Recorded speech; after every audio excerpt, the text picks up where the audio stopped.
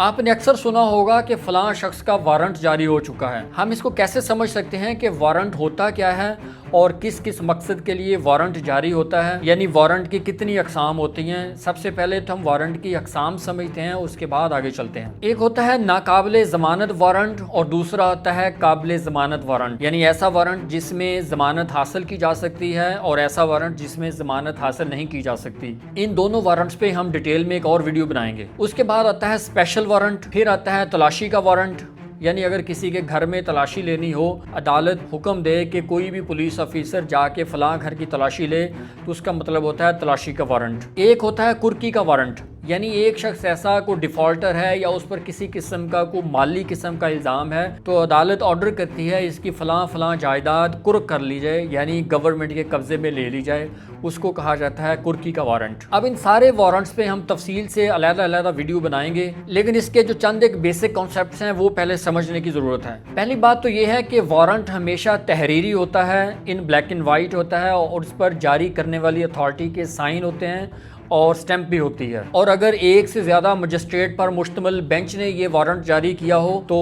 उसमें से किसी एक मजिस्ट्रेट के साइन और स्टैंप होते हैं, तब वो वारंट वैलिड होता है। वारंट उस वक्त तक नाफिज रहता है या नाफिजुल अमल होता है जब तक उस पर तामील ना हो जाए या वो अदालत जिसने वो जारी किया है उसको मनसूख ना कर दे। यानी अगर अदालत उसको कैंसिल कर दे तो वो वारंट ख़त्म हो जाता है, या वारंट में जो ऑर्डर दिया गया है यानी उसकी तामील हो गई तब वो वारंट ख़त्म हो जाएगा। अब इस वारंट पर जो जो चीजें लिखी होती हैं वो समझना जरूरी है। इस पर जारी करने वाली अदालत का नाम और जहां से जारी हुआ वो लिखा होता है, अदालत के दस्तखत और उस पर स्टैंप भी होती है। अदालत का मतलब उस जज की साइन होते हैं जिस जज ने वो वारंट जारी किया होता है। जिस शख्स पर तामील करनी है, फर्ज कर ले उसकी गिरफ्तारी का वारंट है, तो उसका पूरा नाम, उसकी वल्दियत, उसका एड्रेस, उसके पूरे कवायफ दर्ज होते हैं। इसी तरह फर्ज कर ले कुर्की का वारंट है तो उस शख्स के मुकम्मल कवायफ और प्रॉपर्टी की डिटेल्स लिखी होती हैं जिसकी कुर्की करने का हुक्म दिया गया हो। अगर गिरफ्तारी का वारंट है तो उस जुर्म का भी जिक्र होता है जिसके तहत उसकी गिरफ्तारी करना मकसूद होता है। और अगर कुर्की का वारंट है तो उस कुर्की की वजह भी लिखी होती है कि इस शख्स की जायदाद को क्यों कुर्क किया जा रहा है। और वारंट जिस थाने और जिस पुलिस ऑफिसर के नाम जारी किया गया हो उसकी तामील भी वही कर सकता है, कोई दूसरा शख्स उसकी तामील नहीं कर सकता। अगर वारंट जारी करने वाली अथॉरिटी के साइन नहीं होंगे, स्टैंप नहीं होंगे, तो वो वारंट जाली तस्वर किया जाएगा। एक मजिस्ट्रेट अपने इलाका इख्तियार के अंदर ही वारंट जारी कर सकता है, अगर वो अपने इलाका इख्तियार के बाहर वारंट जारी करता है तो वो भी गैर कानूनी तस्वर किया जाएगा। अब उम्मीद है कि आपको वारंट की बेसिक्स की समझ आ गई होगी। हम अपनी आने वाली वीडियोस में आपको वारंट के मुतल्लिक तफसील से समझाएंगे कि ये कैसे तामील किया जाता है, कैसे जारी होता है, किसके नाम जारी किया जाता है और उसकी तामील कैसे कैसे होती है। ऐसी सारी इंफॉर्मेटिव वीडियोस को देखने के लिए हमारा चैनल फॉलो कर लें, सब्सक्राइब कर लें। बहुत शुक्रिया।